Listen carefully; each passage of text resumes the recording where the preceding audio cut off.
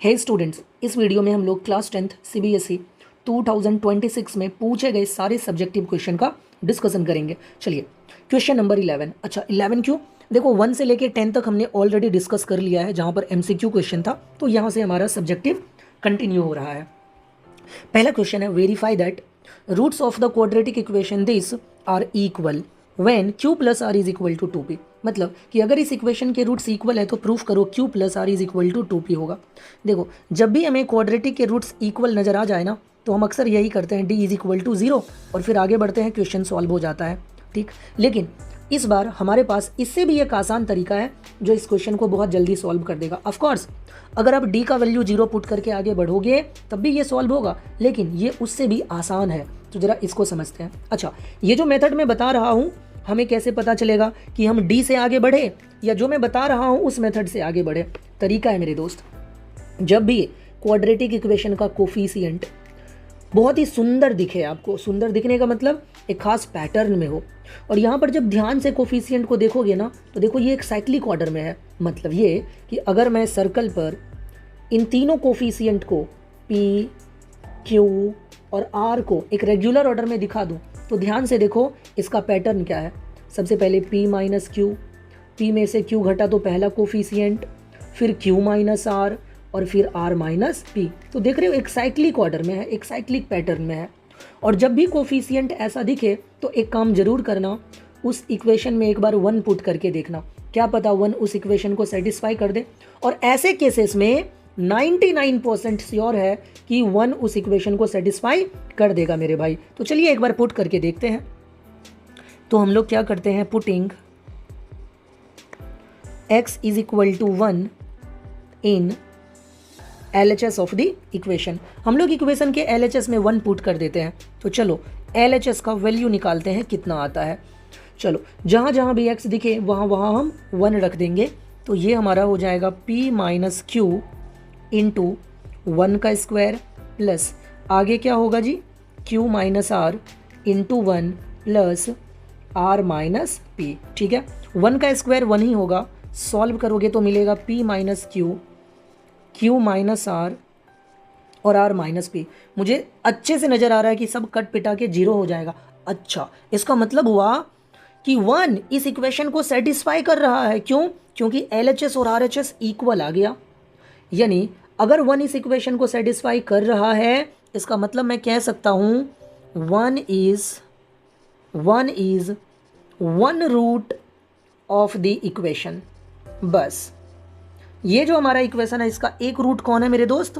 1 है। और question clearly कह रहा है कि रूट्स आर इक्वल। मतलब ये कि अगर इस क्वाड्रेटिक इक्वेशन का एक रूट 1 है तो डेफिनेटली दूसरा रूट भी क्या होगा, other root of the equation क्या होगा, वो भी 1 ही होगा, क्योंकि दोनों रूट्स इक्वल है।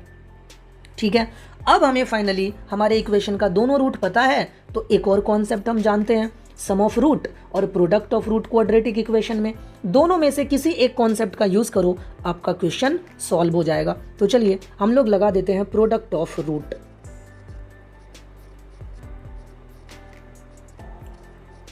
प्रोडक्ट ऑफ रूट्स क्या कॉन्सेप्ट होता है जी? C upon a. हमने पढ़ा है प्रोडक्ट ऑफ रूट्स यानी अल्फा इंटू बीटा, फॉर्मूला होता है C अपॉन ए। तो जरा निकालिए तो। अच्छा, C मतलब कांस्टेंट टर्म जो कि है R माइनस P, और A का वैल्यू क्या है मेरे भाई? ये है P माइनस Q। चलो अब जरा रूट्स का प्रोडक्ट तो निकालो। एक्चुअल में प्रोडक्ट क्या होगा? तो रूट्स हमें पता है 1 और 1 है, तो प्रोडक्ट ऑफ रूट्स एक्चुअल में होगा 1 इंटू 1। तो ये हमारा हो जाएगा 1 is equal to R minus P upon P minus Q। एक बार क्रॉस मल्टीप्लीकेशन करेंगे तो ये हो जाएगा P minus Q is equal to R minus P। अब देखो P को ना राइट साइड में लेके जाओ, नहीं P को इधर LHS में लेके आ जाओ और Q को उधर भेज दो, तो ये हमारा हो जाएगा 2P is equal to Q plus R। हो गया जी प्रूफ, यही तो प्रूफ करना था, बस ख़त्म बात। समझ में आया? तो देख रहे हो हमने D का बिल्कुल भी यूज़ नहीं किया। ऐसा नहीं है कि D इज इक्वल टू 0 से आगे बढ़ते तो नहीं होता, बट देखो कितना आराम से सॉल्व हो गया। यहाँ पर ना थोड़ा सा मामला इधर उधर हो जाता। ठीक है, चलो आगे बढ़ते हैं। अगला क्वेश्चन हमारा, find 2 consecutive negative integers sum of whose square. इस पे ध्यान दो, सम ऑफ हुज स्क्वायर यानी स्क्वायर का सम, यानी पहले स्क्वायर करना है तब सम निकालना है मेरे भाई, ठीक है। अच्छा, 2 कॉन्सिक्यूटिव नेगेटिव इंटीजर, मुझे नहीं पता तो मैं मान लेता हूँ। अच्छा, एक बार जरा कॉन्सेप्ट समझ लो, कभी भी आपको कॉन्सिक्यूटिव इंटीजर लगातार इंटीजर लिखना हो तो कैसे लिखोगे बताओ। जैसे अगर मैं एक इंटीजर लिखता हूँ 3, तो 3 का अगला क्या होगा, 1 ऐड कर दो, 3 + 1 यानी 4 हो जाएगा।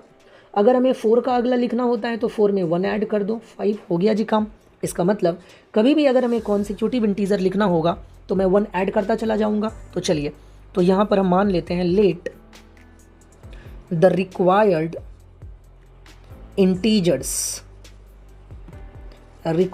इंटीजर्स बी, यानी कौन सा इंटीजर, 2 लगातार नेगेटिव इंटीजर। तो एक अगर x होगा तो दूसरा हमारा क्या हो जाएगा, x + 1। तो हमने मान लिया हमारा 2 लगातार नेगेटिव इंटीजर कौन है, एक है x, दूसरा है x + 1।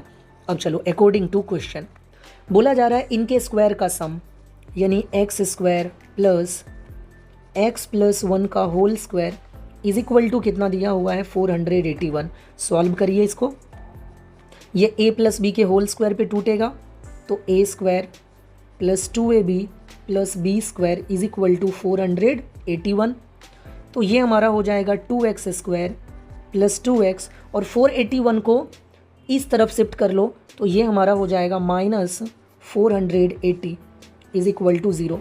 अब आप 2 कॉमन कर लीजिए यहाँ से, ठीक है, इम्प्लाइज का साइन लगा दो। 2 कॉमन करोगे तो क्या बचेगा, x² + x - 240, ठीक है जी। अब 2 यहाँ मल्टीप्लिकेशन में है, उधर ले जाएंगे तो डिवीज़न में, और ख़त्म हो जाएगा। तो ये बनेगा x² + x - 240 is equal to 0। और अब आपको फाइनली एक प्यारा सा क्वाड्रेटिक इक्वेशन मिला है, जिसको सॉल्व करोगे तो तुम्हें x का वैल्यू मिल जाएगा, ठीक है। अब इसको सॉल्व कैसे करेंगे, तो हमारे पास 2 तरीका है। एक तो क्वाड्रेटिक फॉर्मूला लगा दो, दूसरा फैक्टराइजेशन से निकालो। फैक्टराइजेशन में भी कौन सा मेथड यूज़ करते हैं, स्प्लिटिंग मिडिल टर्म, यानी हम मिडिल टर्म को 2 पार्ट में तोड़ते हैं। थोड़ा सा मैं समझा देता हूँ। मिडिल टर्म क्या है जी, +x। देखो +x, ध्यान से सुनना, मैं केवल कोफिशिएंट की बात करता हूँ। तो हमारा मिडिल टर्म हो गया जी +1, कोफिशिएंट की बात कर रहे हैं। इसी +1 को हमें 2 पार्ट में तोड़ना होता है, और इसको 2 पार्ट में हम इस तरह से तोड़ते हैं कि अगर मैं ऐड करूं तो फिर से यही मिल जाए, और मल्टीप्लाई करूं तो मुझे a और c के प्रोडक्ट के बराबर मिले। a क्या होता है, x² का कोफिशिएंट, c मतलब कांस्टेंट टर्म। तो ये तरीका होता है मिडिल टर्म को तोड़ने का। अच्छा, ये जो हम +1 को 2 पार्ट में तोड़ेंगे, ये 2 पार्ट आएगा कहाँ से, उसके लिए AC का जो वैल्यू आता है उसका हम प्राइम फैक्टराइजेशन करते हैं। तो ये सारा काम आपका है, मैं आपको फटाफट से बता देता हूँ ये कैसे टूटेगा, ठीक है। तो देखो x², और इसको आप लिख सकते हो +16x - 15x, यानी +1 2 पार्ट में टूटेगा इस तरह से। एक ले लो +15, एक ले लो -16, नहीं 16 प्लस में और 15 माइनस में ले लो, तब काम हो जाएगा, ओके। और अब ये हो गया -240 इज इक्वल टू 0। अब जब आप इसको फैक्टराइज करोगे ना तो ये हो जाएगा तुम्हारा x - 15 × x + 16 is equal to 0, है ना। हल्का फुल्का काम आप तो करो, इन दोनों का पेयर बनाएंगे, इन दोनों का पेयर बनाएंगे, फिर इन दोनों के पेयर से x कॉमन करेंगे तो बनेगा x + 16। यहाँ से क्या होगा जी, -15 कॉमन होगा तो बनेगा x + 16। फिर हमने x + 16 कॉमन कर लिया तो फाइनली ये मिलेगा। अच्छा, 2 नंबर का प्रोडक्ट 0, इसका मतलब या तो x - 15 0 होगा या x + 16 0 होगा मेरे भाई। तो यहाँ से मुझे x का वैल्यू मिल जाएगा 15, और यहाँ से x का वैल्यू मिल जाएगा 16, और x के दोनों वैल्यू इस बार एक्सेप्टेबल है। क्यों, क्योंकि x हमारा नेगेटिव इंटीजर है, ठीक है। अच्छा, दोनों वैल्यू एक्सेप्टेबल नहीं है, माफ़ करिए, x हमारा नेगेटिव इंटीजर है, तो ये तो क्या हो गया, रिजेक्टेड, ये हो गया जी रिजेक्टेड। क्यों, एज x इज़ नेगेटिव, ठीक है। तो हमको x का एक ही वैल्यू मिल गया, इसका मतलब x का एक ही वैल्यू होगा -16, ठीक। अब चलो, अब जब x मिल गया तो क्या हमें हमारा नंबर नहीं मिल जाएगा, so hence the required numbers are, लिख ले। देखो, जब भी वर्ड प्रॉब्लम पूछा जाता है तो फाइनल आंसर भी आप वर्ड में लिख करके देंगे, ओके, ठीक है। अब देखो, अगर x मिल गया तो हमारा 2 नंबर क्या हो जाएगा, एक नंबर हो जाएगा -16 और एक नंबर हो जाएगा -15, हैंस करके लिख देना है, hence the required numbers are फलाना एंड ढिमकाना। ठीक है जी, चलो आगे बढ़ते हैं। अगला क्वेश्चन है हमारा उसी कॉन्सेप्ट पर आधारित है बट थोड़ा सा अलग है। Find 2 consecutive odd integer. देखो इन दोनों क्वेश्चन से ना बहुत ज्ञान मिलेगा आपको, और ये सारे देखो 26 में पूछे गए क्वेश्चन है मेरे भाई, मैं कोई अलग से नहीं करा रहा हूँ। देखो जब भी कॉन्सिक्यूटिव नेचुरल नंबर की बात हो, जब भी जब भी कॉन्सिक्यूटिव नेचुरल नंबर की बात हो, कॉन्सिक्यूटिव होल नंबर की बात हो, कॉन्सिक्यूटिव इंटीजर की बात हो, तो एक को अगर x मान लोगे तो आगे वाले में +1 करते जाओ। या कभी भी कॉन्सिक्यूटिव इवन या कॉन्सिक्यूटिव ऑड नंबर की बात हो तो अगर एक को x मान लोगे तो आगे के लिए तुमको इस बार 2 ऐड करना पड़ेगा। क्यों? क्योंकि जरा लगातार इवन या ऑड नंबर लिख के देखो, जैसे मैं एक लिखता हूँ 2, तो 2 का अगला इवन क्या है 4, 4 का अगला क्या है 6, कैसे आ रहा है अगला 2 ऐड करके, जैसे 6 में 2 ऐड करो तो अगला 8 आएगा, 2 ऐड करो तो अगला 10 आएगा। तो समझ में आया? तो consecutive natural number, whole number, integer लिखना हो तो हम लोग 1 ऐड करेंगे पीछे वाले में, और अगर कॉन्सिक्यूटिव इवन या ऑड लिखना हो तो हम 2 ऐड करेंगे पीछे वाले में। ओके चलिए अब देखो हमारा क्वेश्चन, 2 कॉन्सिक्यूटिव ऑड इंटीजर, तो मान लो ना लेट द रिक्वायर्ड नंबर,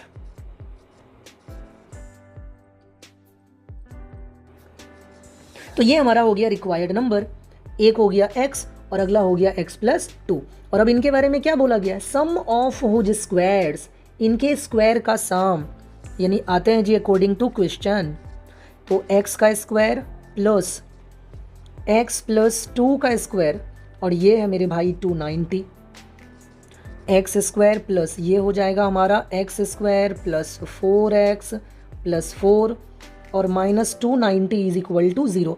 ये a प्लस बी के होल स्क्वायर पे टूटा है, तो देखो ये हमारा हो जाएगा 2x square plus 4x minus 286 is equal to 0। फिर से 2 कॉमन आ रहा है, तो ये होगा हमारा x square plus 2x minus 143 is equal to 0। फिर 2 को उधर भेजोगे तो मस्त क्वाड्रेटिक इक्वेशन मिलेगा, x square plus 2x minus 143 is equal to 0। अब आपको इस क्वाड्रेटिक इक्वेशन को क्या करना है, ये आपका काम है, इसको क्या करना है मेरे भाई, सॉल्व करना है। क्वाड्रेटिक फॉर्मूला लगाओ या स्प्लिटिंग मिडिल टर्म, जो मन करे वो करो। चलो मैं स्प्लिटिंग मिडिल टर्म, जरा इस मिडिल टर्म को 2 पार्ट में तोड़ो, तो 2 नंबर ढूंढो जिसको ऐड करके 2 आ जाए, मल्टीप्लाई करके a और c के प्रोडक्ट के इक्वल आ जाए। तो मुझे लगता है वो 2 नंबर हो जाएगा +13 और -11, मुझे ऐसा लगता है और मुझे सही लग रहा है। अब देखो एक शॉर्ट ट्रिक बताता हूँ, इस बार ध्यान से सुनना। जैसे ही आपको ये पता चले कि मिडिल टर्म 2 पार्ट में जो टूटेगा वो 2 पार्ट कौन है, हमको पता लग गया मिडिल टर्म 2 पार्ट में जो टूटेगा वो 2 पार्ट यही है। तो अब सुनना, इन दोनों को ना थोड़ा गैप देके लिख दो। पहला है +13, दूसरा है -11 और पीछे में x लगा दो, हो गया फैक्टराइज, बस खत्म काम, हो गया ये फैक्टराइज। समझेगी नहीं बात, हो गया फैक्टराइज। अब x+13 को एक बार 0 के इक्वल करो और एक बार x -11 को 0 के इक्वल करो, तो यहाँ से x का वैल्यू -13 और यहाँ से x का वैल्यू क्या आ जाएगा 11। देखो इस बार बोला गया है 2 consecutive odd integers, positive negative की तो बात ही नहीं हुई है, और जो ऑड नंबर होते हैं वो पॉजिटिव भी होते हैं और नेगेटिव भी होते हैं। बहुत बच्चों को कन्फ्यूज़न होता है कि ऑड नंबर केवल पॉजिटिव ही होता है, नहीं मेरे दोस्त, ऑड नंबर पॉजिटिव भी होता है, नेगेटिव भी होता है। तो इस बार ये दोनों पॉसिबिलिटी है मेरे भाई, -13 भी और 11 भी। तो चलो एक बार अगर हम x का वैल्यू क्या ले ले, -13 ले ले, तो बोलो जो हमारा नंबर है वो क्या बन जाएगा, तो हमारा नंबर बन जाएगा -13 और -13 में 2 ऐड करोगे तो -11। और वही अगर आप x का वैल्यू 11 ले लोगे तो ज़रा बोलो हमारा जो रिक्वायर्ड नंबर है वो क्या बन जाएगा, तो एक होगा 11 और एक हो जाएगा 13। So hence the required numbers are इतना एंड इतना और इतना एंड इतना। समझे? तो 2 आंसर पॉसिबल है, ये भी हमारा आंसर है और ये भी हमारा आंसर है। ठीक है, हम ऐसे करके लिख देंगे। यार हैंस करके लिख नहीं सकते क्या? Hence the required numbers are -13 and -11 और क्योंकि एक और आंसर है 11 and 13, ऐसे करके लिखना है। समझ गए ना? चलिए आगे बढ़ते हैं जनाब। अगला क्वेश्चन बहुत ही सिंपल सा क्वेश्चन है। The area of a right angled triangle is 600 centimetre square. If the base of the triangle exceeds the altitude by 10 cm, find all the 3 dimensions of the triangle. देखो triangle का area मुझे पता है मेरे भाई, area of triangle मुझे पता है 600 सेंटीमीटर स्क्वायर। ठीक है, मान लेते हैं ये ट्रायंगल है, फोटो की ज़रूरत है नहीं, फिर भी आपको समझने के लिए बना देता हूँ। ये हमारा राइट एंगल ट्रायंगल है। अब बोला जा रहा है कि इस ट्रायंगल का जो बेस है ना एल्टीट्यूड से 10 ज़्यादा है। समझिएगा ध्यान से, बेस एल्टीट्यूड से 10 ज़्यादा है। तो अगर मैं एल्टीट्यूड को x मान लूँ तो हमारा बेस कितना हो जाएगा? x + 10। सिंपल कहानी है मेरे भाई। ठीक है, समझो जरा। Base of triangle exceeds the altitude by 10, यानी जो बेस है वो एल्टीट्यूड से 10 ज़्यादा है, तो हमने बेस को मान लिया x, तो एल्टीट्यूड हो जाएगा हमारा x + 10। तुम इसको लेट करके लिख लो, let the base and altitude of triangle B. तो बेस हमारा कितना? x + 10 और एल्टीट्यूड कितना जी? x। बस काम खत्म। अब अगर मुझे ये दोनों पता है तो क्या मैं ट्रायंगल का एरिया नहीं निकाल सकता? बाई फॉर्मूला होता है 1/2 इंटू बेस इंटू हाइट। तो ये होगा 1/2 और बेस हमें पता है x + 10 और हाइट हमें पता है x। और जानते हो एरिया का वैल्यू क्वेश्चन में दिया हुआ है, एरिया का वैल्यू क्वेश्चन में दिया हुआ है 600। इसका मतलब ये जो एरिया हमने निकाला है ना इस क्वेश्चन में, इसका वैल्यू कितना होगा? 600। तो बस 1/2 टाइम्स x + 10 इंटू x, इसी का वैल्यू कितना दिया हुआ है? 600। दोनों तरफ 2 से मल्टीप्लाई कर दो या इस 2 को उधर भेज दो। ठीक है जी, तो चलो बोलो यहाँ से हमें मिल जाएगा x² + 10x = 1200। हमने इस 2 को उधर भेज दिया, 2 यहाँ डिवीजन में है, यहाँ आके मल्टीप्लाई होगा। अब चलो, तो ये हो गया हमारा x² + 10x - 1200 = 0। वापस एक बढ़िया सा क्वाड्रेटिक इक्वेशन है, आप इसको सॉल्व करिए। कैसे करेंगे सॉल्व? स्प्लिटिंग मिडिल टर्म लगाओ। कैसे टूटेगा? मुझे पता चल गया, मिडिल टर्म ऐसे टूटेगा। ध्यान से देखो, +40 और -30। मैंने सोच लिया, सोचो ऐड करेंगे तो +10, मल्टीप्लाई करेंगे तो -1200। बस हो गया जी काम।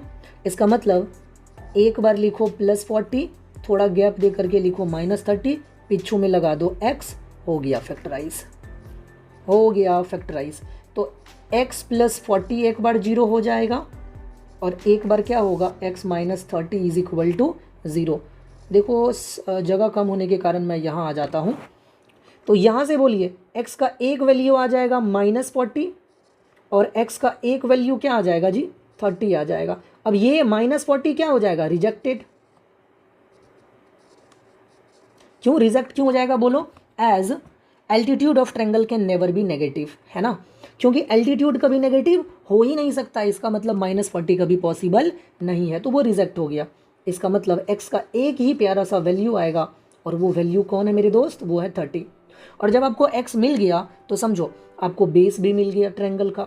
कितना मिल गया? बेस मिल गया 40। एल्टीट्यूड यानी हाइट कितना मिल गया? एल्टीट्यूड को मैं इस बार p बोल देता हूँ, ठीक है, परपेंडिकुलर बोल देता हूँ इस बार मैं। चलो तो बोलो परपेंडिकुलर कितना आ गया? परपेंडिकुलर आ गया हमारा 30। तो हमें बेस भी मालूम, परपेंडिकुलर बोलो, हाइट बोलो, एल्टीट्यूड बोलो, एक ही बात है। तीनों डायमेंशन का मतलब हुआ कि हमें हाइपोटेनस भी चाहिए। तो ज़रा मुझे बोलो, क्या मैं इस ट्रायंगल का हाइपोटेनस पाइथागोरस से नहीं निकाल सकता मेरे भाई? बताओ जल्दी से। तो h = क्या हो जाएगा? √p² + b²। और जब इसको सॉल्व करोगे ना तो ये 50 आ जाएगा। समझ गए बात को? चलिए, तो हमने तीनों डायमेंशन निकाल दिया। मस्त सारे सेंटीमीटर में होंगे, सब में CM लगा देना, है ना, सब में CM लगा देना। जब सम्राट चौधरी जी CM बन सकते हैं तो आप भी तो CM लगा ही सकते हैं कहीं। ठीक, चलो आगे बढ़ते हैं। अगला क्वेश्चन हमारा, देखो ये बहुत बढ़िया क्वेश्चन है। इस तरह के क्वेश्चन ना CBSE बहुत पूछता है, हर बार पूछता है। ठीक, अ person on a tour has 4200 for expense. एक टूर पे निकला है एक आदमी 4200 लेकर के। अरे यार 4200 में कौन सा टूर, मोदी जी ने इस हालत में छोड़ा है कि 4200 में हम लोग टूर पे जा सके, बताओ, है ना। फिर भी क्वेश्चन ही तो है, सॉल्व भी करना है, ठीक है जी। चलो, a person on a tour has 4200 for expenses. If he extends his tour for 3 days he has to cut down his daily expenses by ₹70। पहले तो आप जरा हिंदी में इस क्वेश्चन को ढंग से समझो मेरे भाई, तभी सॉल्व होगा। देखो, आपका जो टोटल बजट है वो है, यानी जो टोटल बजट है आपका वो है 4200 का। समझो, टोटल बजट है आपका 4200 का। बहुत ध्यान से समझना, एक क्वेश्चन लेकिन बहुत सारे क्वेश्चन को सॉल्व करने के लिए रास्ता खुलेगा यहाँ से। टोटल बजट 4200 है।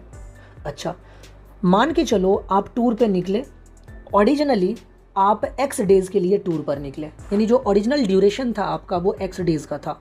चलो मैं ऐसा करता हूँ, मान ही लेता हूँ, लेट द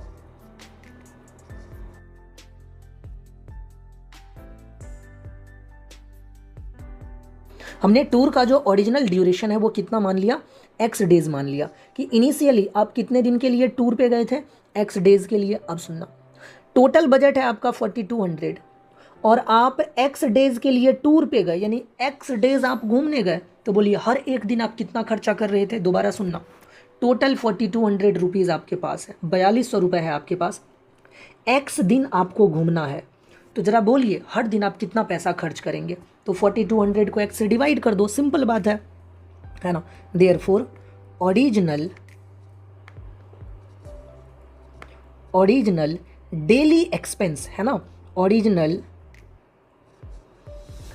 डेली एक्सपेंस, बोलो कितना हो जाएगा, ये हो जाएगा 4200 अपॉन x। टोटल बजट 4200 है, x दिन के लिए घूमने गए, इसका मतलब हर दिन हम 4200 अपॉन x रुपीज़ खर्च कर रहे हैं, ठीक। अब चलो, अब कहानी बदल गया, समझना, अब कहानी बदल गया। आपने सोचा आपको मज़ा आ रहा है टूर पे, तो हम लोग ऐसा करते हैं 3 दिन के लिए ड्यूरेशन को बढ़ा देते हैं, यानी अगर हम पहले x डेज़ के लिए बाहर गए थे घूमने, तो अब हम 3 दिन और ज़्यादा रहेंगे। अब जरा बोलिए, यानी आफ्टर एक्सटेंडेड द टूर को एक्सटेंड कर देने के बाद अब आपका जो एक्सटेंडेड ड्यूरेशन है, जरा ये बताइए, एक्सटेंडेड ड्यूरेशन बताइए, एक्सटेंडेड ड्यूरेशन आपका कितना हो जाएगा, ये हो जाएगा आपका x + 3 days। And daily expense अब कितना हो जाएगा, new daily expense, new daily expense अब कितना हो जाएगा, पैसा तो उतना ही है 4200, लेकिन अब आपको घूमना है x + 3 days। सुनिएगा ध्यान से, पैसा तो आपको उतना ही है 4200, लेकिन घूमना है x + 3 days, तो 4200 को क्या करना पड़ेगा, x + 3 से डिवाइड कर दीजिए, यानी अब आपको डेली इतना खर्च करना पड़ेगा। अब देखो, पहले आप कितना खर्च कर रहे थे मेरे भाई, पहले आप खर्च कर रहे थे इतना, अब आप कितना खर्च कर रहे हो, अब आप खर्च कर रहे हो इतना। और इन दोनों में रिश्ता क्या है मालूम है, क्वेश्चन पढ़ो, यही दिया हुआ है कि जैसे ही तुम ड्यूरेशन बढ़ाओगे अपने टूर का, तुमको डेली एक्सपेंस में 17 रुपीज़ कट डाउन करना पड़ेगा, यानी 70 रुपये कम खर्चा करना पड़ेगा, पेट काटना पड़ेगा आपको, ठीक। इसका मतलब अगर मैं अकॉर्डिंग टू क्वेश्चन की सुनूँ, तो देखो ये है नया वाला डेली एक्सपेंस और ये है पुराना वाला, और जो नया वाला है वो कम है, अब मैं कम खर्चा कर रहा हूँ, समझो, ये है नया खर्च, ये क्या है मेरे दोस्त, ये है नया खर्च, और ये क्या है, ये है पुराना खर्च, समझिए जरा, ये है पुराना खर्च। और दोनों में रिश्ता क्या है, पहले आप थोड़ा ज़्यादा खर्च कर रहे थे, अब चूंकि ज़्यादा दिन घूमना है तो अब आप कम खर्च कर रहे हो, तो ये जो नंबर है ना, ये जो नया खर्चा है ना, ये कम है पुराने वाले से। कितना कम है, 70 रुपीज़। तो ये ज़्यादा, समझो, ये ज़्यादा, अरे यार ये ज़्यादा है और ये कम है, ये ज़्यादा है और ये कम है। कितना कम है, 70 कम है। इसका मतलब रिलेशन क्या बनेगा, जल्दी बताओ। अगर मैं 4200 अपॉन x में से माइनस कर दूं 4200 अपॉन x + 3, तो यही मुझे मिल जाएगा 70।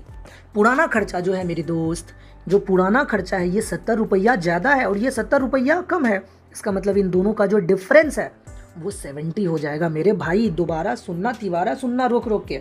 अब चलो, अब अगर मैं इस क्वाड्रेटिक इक्वेशन को सॉल्व करूं तो पहले मैं एलसीएम ले लेता हूं। जैसे ही मैं एलसीएम लूँगा तो ये हो जाएगा x into x plus 3 is equal to 70। अच्छा, ऊपर में 4200 ऐसा करो ना, कॉमन कर लो। 4200 हमने कॉमन कर लिया तो यहाँ बन जाएगा x प्लस 3 और माइनस एक्स। थोड़ा बुद्धि आप भी लगाइए मालिक। अच्छा, एक जीरो यहाँ से कट हो गया और 7 से ये 60 टाइम्स में, और इसको जरा उधर, अच्छा ये देखो x और x भी कटेगा तो इधर ओवरऑल ऊपर क्या बच गया, इधर बच गया 180, और ये जो x इंटू एक्स प्लस 3 है उधर 1 से मल्टीप्लाई होके बन जाएगा एक्स स्क्वायर प्लस 3x। सोचो यार थोड़ा सा, x square plus 3x minus 180 is equal to 0। घूम गए ना भैया। 10th क्लास में इतना नहीं सोचेंगे तो कैसे सीबीएसई बोर्ड का एग्ज़ाम पास करेंगे, आफत हो जाएगी। इन दोनों को हमने उधर ही छोड़ दिया और 180 को हम राइट साइड में लेके चले गए। देखो प्लस में है तो माइनस में, फिर इधर बन गया 0, यानी 0 इज इक्वल टू समथिंग, तो मैं समथिंग इज इक्वल टू 0 भी लिख सकता हूँ। ठीक, अब चलो, अब इसको सॉल्व कैसे करेंगे। बन गया मस्त एकदम क्वाड्रेटिक इक्वेशन। अब ये कैसे सॉल्व होगा खुद ही सोचो यार। ठीक, मिडिल टर्म को हमें दो पार्ट में तोड़ना है। अब ये दो पार्ट में कैसे टूटेगा, वैसे मुझे तो पता है बट मैं तुम्हें चलो करके दिखाता हूँ। क्या बोलता हूँ मैं, ए और सी का प्रोडक्ट निकालो जो कि आएगा माइनस 180। माइनस को गोली मारो, 180 का फैक्टराइजेशन करते हैं, यही होता है ना। और अगर करोगे 2 से करोगे तो 90 होगा, फिर 2 से करोगे तो 45 होगा, फिर 3 से करोगे तो 15 होगा। शायद तुम्हें यहीं से मिल जाए, देख लो। 2 2 जा 4, 3 जा 12 और 15, काम बन गया। 12 और 15 से 3 लाया जा सकता है, तो बस 15 को ले लेना प्लस में और 12 को ले लेना माइनस में। तुम्हारा मिडिल टर्म टूट चुका है। और मैंने क्या बताया है, एक बार पता लग जाए कि मिडिल टर्म कैसे टूटेगा तो दोनों के पीछू में x लगा दो, तो एक फैक्टर बनेगा x प्लस 15 और दूसरा बनेगा x minus 12 is equal to 0। तो एक बार x प्लस 15 को 0 के इक्वल करो और एक बार x माइनस 12 को 0 के इक्वल करो। ठीक है,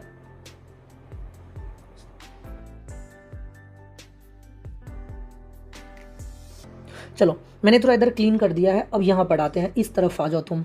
ठीक, तो अब यहाँ से हमारा x का वैल्यू कितना आ जाएगा, एक आ जाएगा माइनस 15 और एक आ जाएगा हमारा x इज इक्वल टू 12। मेरे मालिक आप ही बताइए, x को आपने ड्यूरेशन ऑफ टूर माना है तो ड्यूरेशन ऑफ टूर कभी नेगेटिव होगा, तो rejected. Rejected as number of tour can not be negative. इसका मतलब x का एक ही वैल्यू पॉसिबल है और वो है 12। और जैसे ही हमको x का वैल्यू मिल गया तो हमसे बोला क्या जा रहा है, find the original duration of the tour which is x, और x का वैल्यू मिल गया तो हैंस करके लिख दो। Hence original duration of the tour is 12 days. समझ में आ गया। चलिए अब हम लोग आगे बढ़ेंगे अगले पार्ट में।